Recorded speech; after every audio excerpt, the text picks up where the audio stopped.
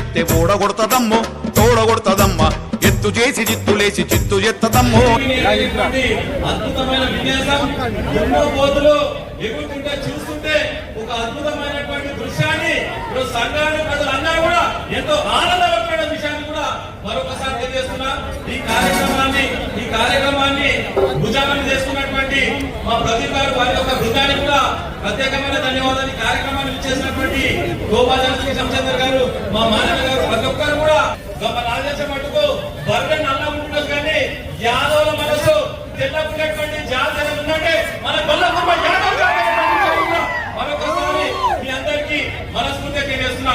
యాదవ్ అంటే రాజేశ మటుకు ఒక అద్భుతమైనటువంటి పాలనిచ్చిండ్రు, పెరుగునిచ్చిండ్రు, వెన్ననిచ్చిండ్రు. ఈ రోజు మన అందరూ కూడా ఆరోగ్యాన్ని ఇచ్చినటువంటి జాతి గొల్లకుమ్మ యాదవ్ జాతి. మరొకసారి మీ అందరూ కూడా హృదయపూర్వకంగా సవినయంగా తెలియజేస్తున్నా.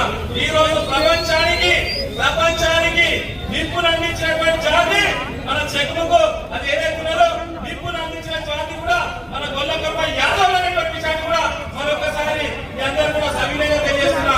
దాంతో పాటు యాదవ్ దగ్గర రెండు ఉంటది, నిప్పు ఉంటది, దాంతో పాటు గొడ్డలి ఉంటది. విషయాన్ని కూడా మరొకసారి మీ అందరూ కూడా రోజు భారతదేశంలో ఎక్కడైతే గుర్చెలేసుకోవాలన్నా చెట్లు దించాలనేటువంటి దాని మీద పవిత్రమైనటువంటి కార్యక్రమాన్ని చేసినటువంటి మా గొల్లకుమ్మ యాదవులకు ఈ హృదయపూర్వకంగా ధన్యవాదాలు చేస్తున్నా.